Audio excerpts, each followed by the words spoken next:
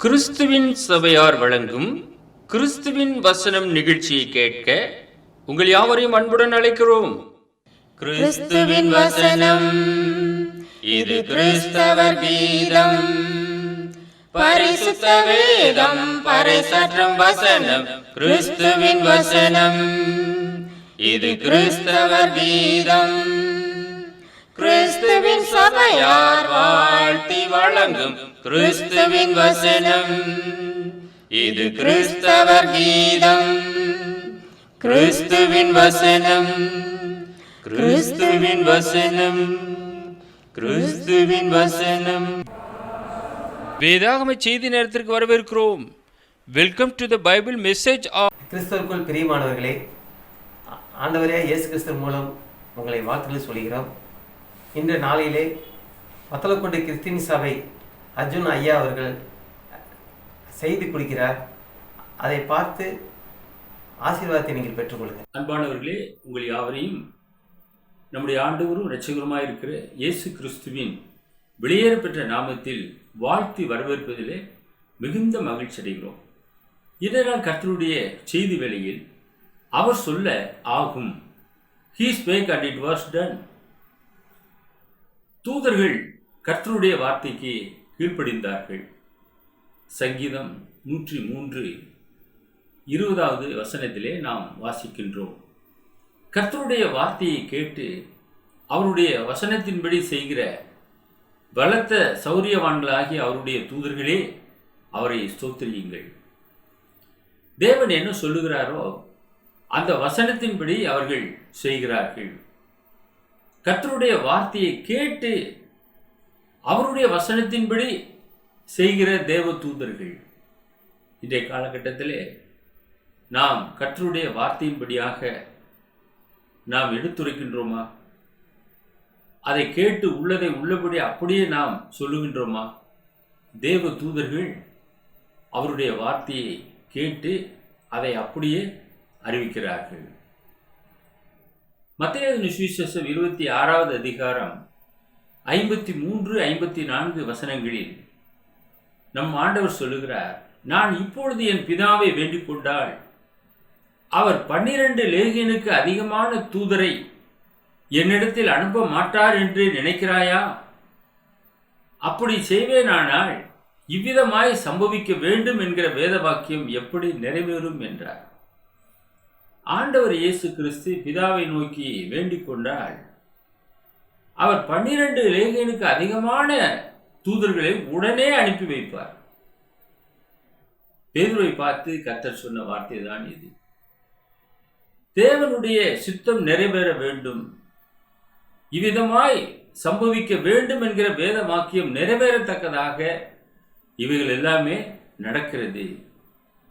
உன் பட்டயத்தை உரையிலே போடு.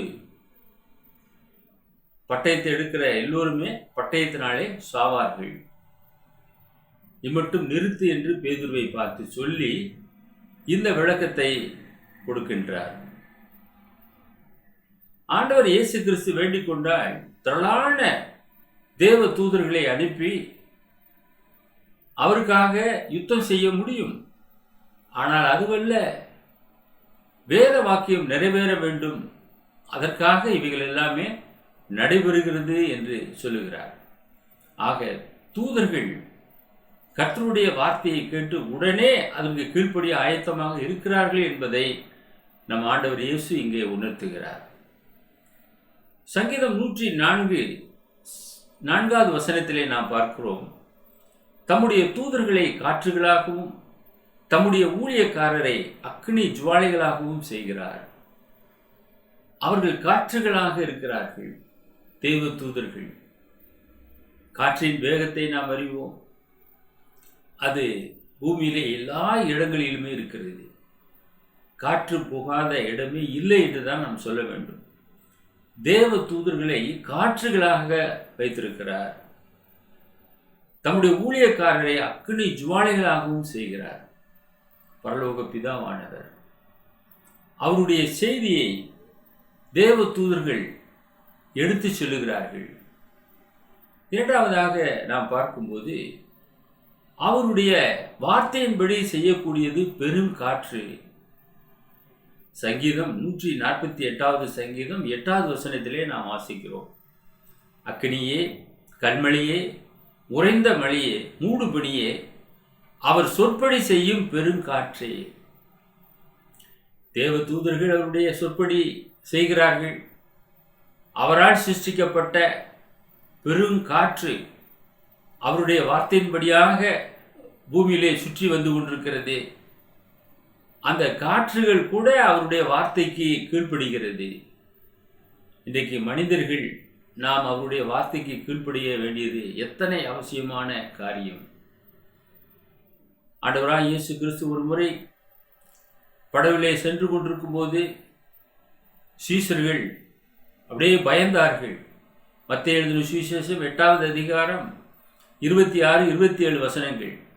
அதற்கு அவர், அற்ப விசுவாசிகளே, ஏன் பயப்படுகிறீர்கள் என்று சொல்லி எழுந்து காற்றையும் கடலையும் அதற்றினார். உடனே மிகுந்த அமைதல் உண்டாயிற்று. அந்த மனுஷர்கள் ஆச்சரியப்பட்டு, இவர் எப்படிப்பட்டவரோ, காற்றும் கடலும் இவருக்கு கீழ்ப்படுகிறதே என்றார்கள். ஆம் அன்பான சகோதரனே, சகோதரியே, கர்த்தருடைய வார்த்தைக்கு காற்றும் கடலும் உடனே கீழ்ப்படுகிறது. அதை உண்டாக்கினவர் சொல்லுகிறார். நம்முடைய ஆண்டவராய் இயேசு கிறிஸ்து ஆதி முதலாக இருக்கின்றவர். அவர் மூலமாகவே சகலமும் உண்டானது. எனவே அந்த அதிகாரத்தை உடையவராக இருக்கிறபடினாலே அவர் எழுந்து காற்றையும் கடலையும் அதட்டினார். இன்றைக்கு நீங்கள் நானும் காற்றையும் கடலையும் அதட்ட முடியுமா? இன்னைக்கு மனிதர்கள் எத்தனையோ அற்புதங்கள் செய்கிறோம் என்று சொல்லுகிறார்கள். காற்றையும் கடலையும் மனிதர்களாலே நிறுத்த முடியுமா? அது அமைதல் உண்டாகுமா? அலைகள் ஓய்வதில்லை. கடல் அலைகள் என்றுமே ஓயாது, அடித்துக்கொண்டே தான் இருக்கும். ஏனென்றால் பூமி சுழற்சியினாலே இவைகள் எல்லாமே நடைபெறுகிறது. தேவனுடைய திட்டத்தின்படியாக இவைகள் இயங்கிக் கொண்டிருக்கிறது. அந்த இறையக்கூடிய அந்த கடல் அலையை பார்த்து, இறையாதே, அமைதலாயிரு என்றார். உடனே மிகுந்த அமைதல் உண்டாயிற்று. எத்தனை ஆச்சரியமான காரியம்! இதை அந்த மனுஷர்கள் பார்த்து ஆச்சரியப்பட்டு, இவர் எப்படிப்பட்டவரோ, காற்றும் கடலும் இவருக்கு கீழ்ப்படுகிறதே என்றார்கள். யோபு 37வது அதிகாரம் 11வது வசனத்திலே, அவர் நீர் துளிகளை மேகத்தில் ஏற்றி மின்னலினால் மேகத்தை சிதற பண்ணுகிறார். யோபு புஸ்தகத்திலே அவருடைய சிநேகிதர்கள் இருந்தார்கள். யோபுவுக்கு அநேக வார்த்தைகளை எடுத்துரைத்தார்கள். அவர் நீர் துளிகளை மேகத்தில் ஏற்றி மின்னலினால் மேகத்தை சிதற பண்ணுகிறார். இது தேவனுடைய அனந்த ஞானம், அவருடைய கரத்தின் கிரியைகளாக இருக்கிறது. அவைகளுக்கு கட்டளை இடுகிறார். மேகத்துக்கு கட்டளை இடுகிறார், மழையை வர்ஷிக்க பண்ணுகிறது. இது தேவனுடைய கரத்தின் கிரியையாக இருக்கிறது என்று நாம் அறிகிறோம்.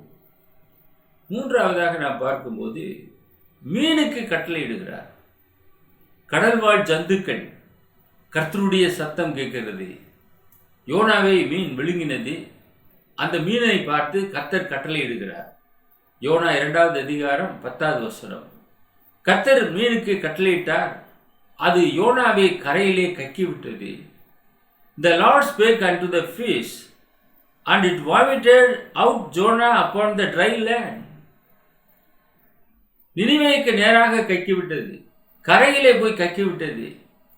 கர்த்தர் சொன்னார், அந்த யோனாவை 3 நாள் வயிற்றிலே வைத்திருந்தது. இரவு பகல் மீன் வயிற்றிலே யோனா 3 நாள் இருந்தான்.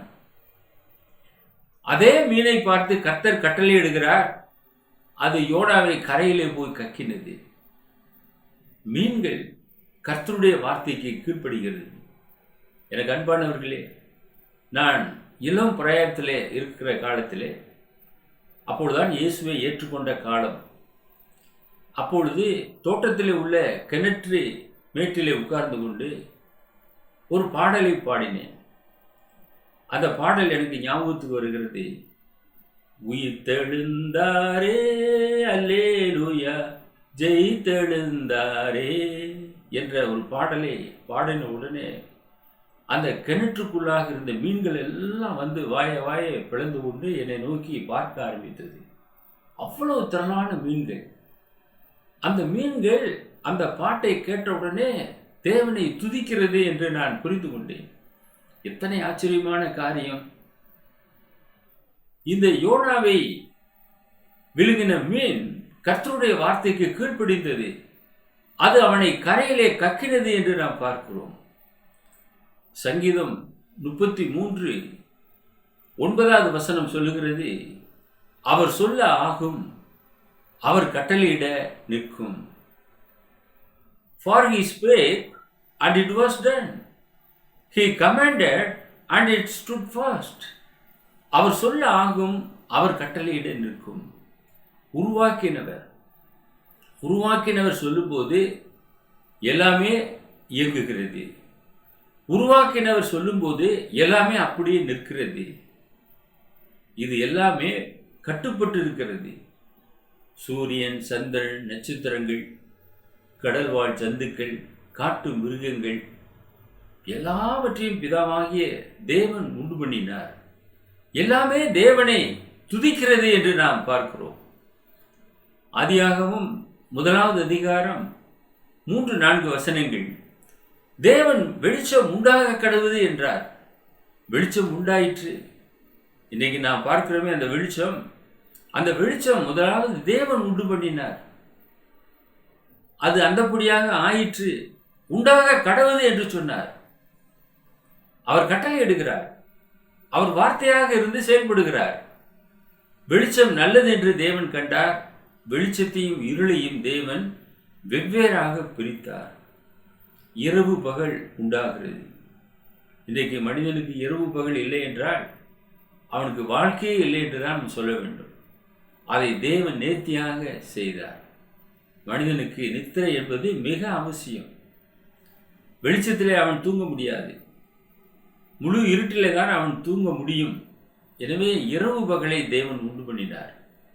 இரவு பகல் எல்லாவற்றிற்குமே பிரயோஜனமாக இருக்கிறது. தேவன் சிருஷ்டித்த சகலத்திற்கும் அது போதுமானதாக இருக்கிறது. தேவன் இவையெல்லாம் செய்து நல்லதென்று கண்டார். தேவன் எவ்வளவு நல்லவராக இருக்கிறார்! அன்பான சகோதரனே, சகோதரியே, தொலைக்காட்சி நேயரே, இவைகளை நாம் சிந்திக்க வேண்டும். தேவன் சொல்ல இவைகள் எல்லாமே உண்டாக்கப்பட்டது என்று நாம் அறிந்து கொள்கிறோம். தேவ தூதர்கள் தேவனுடைய வார்த்தையை கேட்டு அதை அப்படியே அறிவிக்கிறார்கள். பெருங்காற்று அவருடைய வார்த்தையின்படியே செயல்படுகிறது. மீன் அவருடைய வார்த்தையின்படியே யோனாவை கரையிலே கக்கினது. இன்றைக்கு அவரை பின்பற்றுகிற நீங்களும் நானும் அவர் சொல்லுகிறபடி செய்யாமல் போகிறது என்ன என்று நம் ஆண்டவர் நம்மை பார்த்து கேட்கிறார். லூக்கா எழுதின சுவிசேஷம் 6:46 என்னை ஆண்டவரே ஆண்டவரே என்று நீங்கள் சொல்லியும் நான் சொல்லுகிறபடி நீங்கள் செய்யாமல் போகிறது என்ன? இன்றைக்கு அநேகர் தேவனை நோக்கி கூப்பிடுகிறார்கள். ஆண்டவரே ஆண்டவரே என்று சொல்லி அவரை கூப்பிடுகிறார்கள். ஆனால் அவர் சொல்லுகிறபடி நாம் செய்யாமல் போய் கொண்டிருக்கிறோம் என்பதை உணர்த்துகிறார். 2 காரியங்களிலே உணர்த்துகிறார். ஒன்று, லூக்கா 6:47-48 என்னிடத்தில் வந்து என் வார்த்தைகளை கேட்டு அவைகளின்படி செய்கிறவன் யாருக்கு ஒப்பாயிருக்கிறான் என்று உங்களுக்கு காண்பிப்பேன். ஆழமாய் தோண்டி கற்பாறையின் மேல் அஸ்திபாரம் போட்டு வீடு கட்டுகிற மனுஷனுக்கு ஒப்பாய் இருக்கிறான்.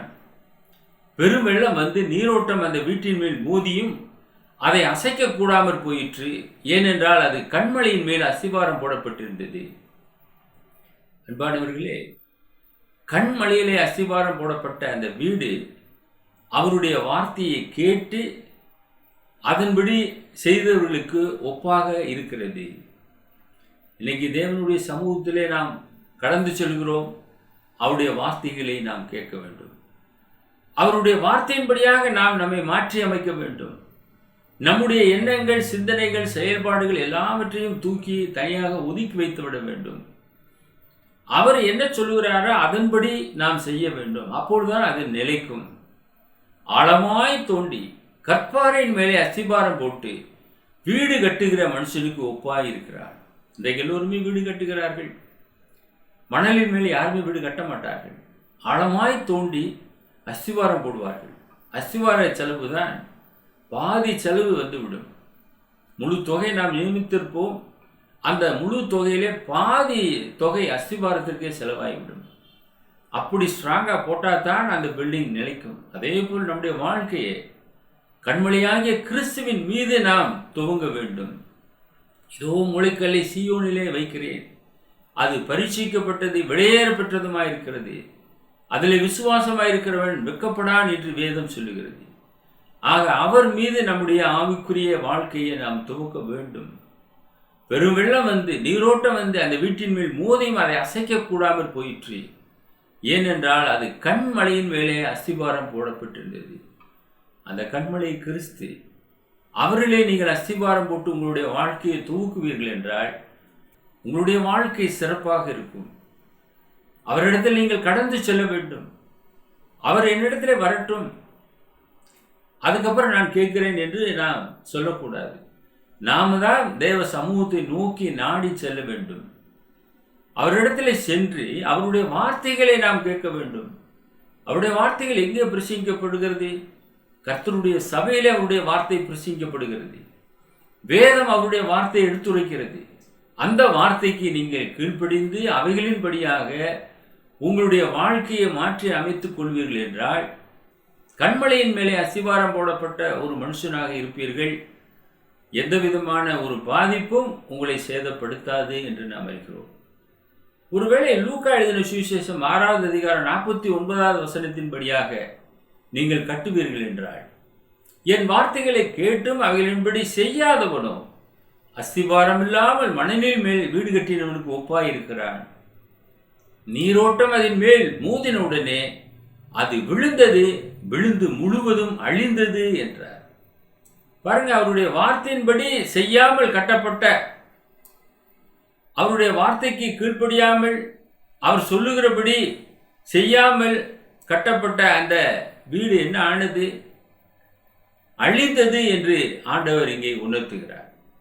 ஏனென்றால் என் வார்த்தையின்படி செய்யாதவன் எவனோ அஸ்திவாரம் இல்லாமல் மண்ணின் மேல் வீடு கட்டினவனுக்கு ஒப்பாக இருக்கின்றான். நீரோட்டம் அதன் மேல் மோதினவுடனே அது விழுந்தது, விழுந்து முழுவதும் அழிந்தது என்றார். இன்றைக்கு அநேக இடங்களே நாம் பார்க்கிறோம். அஸ்ஸாம், கேரளா போன்ற பகுதிகளெல்லாம் வெள்ளச்சேதம் அதிகமாக வந்தது. அந்த ஆற்று ஓரங்களிலே அவைகள் கட்டப்பட்டதாக இருந்தது, அஸ்திபாரம் இல்லாமல் கட்டப்பட்டதாக இருந்தது. வெள்ளம் அதிலே மோதின உடனே அது அப்படியே சீட்டுக்கட்டுகளைப் போல சரிந்து தண்ணீரிலே அடித்து செல்லப்பட்டது. நாம் ஆவிக்குரிய விஷயத்திலே இந்த விதமாக நாம் கட்டுவோம் என்றார், அது மணலில் மேலே வீடு கட்டினவனுக்கு ஒப்பாகத்தான் நாம் இருப்போம். நீரோட்டம் அதன் மேலே மோதின உடனே அது முழுவதுமாக விழுந்து அழிந்து போகும் என்று வேத வசனத்திலே சொல்லப்பட்டபடியாக நடந்தேறும். எனவே அவருடைய வார்த்தையின்படியாக கண்மலையின் மேலே அஸ்திவாரம் போட கற்றுக்கொள்ளுங்கள். அப்போது கர்த்தர் அவைகளை ஆசீர்வதிப்பார். அவருடைய வார்த்தைக்கு கீழ்ப்படிந்தவர்களை குறித்து பரிசுத்த வேதம் சொல்லுகிறது. மரியாள், நீங்கள் எல்லோருமே அறிவீர்கள், இயேசுவை பெற்றெடுத்த தாய் மரியாள். லூக்கா எழுதின சுவிசேஷம் 1வது அதிகாரம் 38வது வசனம், அதற்கு மரியாள், இதோ நான் ஆண்டவருக்கு அடிமை, உம்முடைய வார்த்தையின்படியே எனக்கு ஆக கடவுது என்றாள். அப்போது தேவதூதன் அவளிடத்திலிருந்து போய்விட்டார். உம்முடைய வார்த்தையின்படியே ஆக கடவுது என்று சொல்லுகிறார். ஒரு கன்னி கர்ப்பவதியானால் உலகம் என்ன சொல்லும்? எப்படி பேசும்? நாம் எல்லோருமே நன்கு அறிகிறோம்.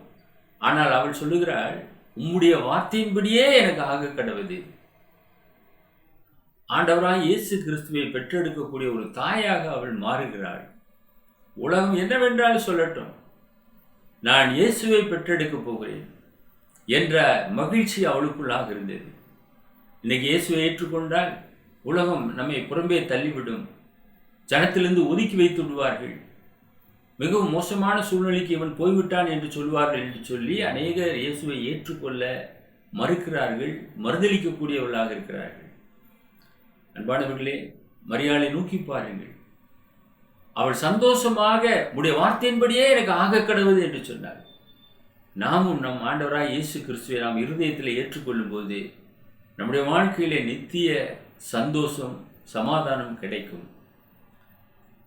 மற்றும் ஒரு சம்பவத்திலே, கானா ஒரு கல்யாணத்திலே, யோவான் எழுதின சுவிசேஷம் 2வது அதிகாரம் 5வது வசனம், அவருடைய தாய் வேலைக்காரரை நோக்கி, அவர் உங்களுக்கு என்ன சொல்லுகிறாரோ அதன்படி செய்யுங்கள் என்றார். ஒருவேளை மரியாதை இடத்துல போய் சொன்னால் இந்த காரியம் சக்சஸ் ஆகும் என்று நினைத்து சொன்னார்களோ என்னவோ தெரியவில்லை. ஆனால் மரியாள் நன்கு அறிந்தவளாக இருந்தார். என்னாலே இது ஒன்றுமே செய்ய முடியாது, திராட்சரசம் குறைவாக இருக்கிறது.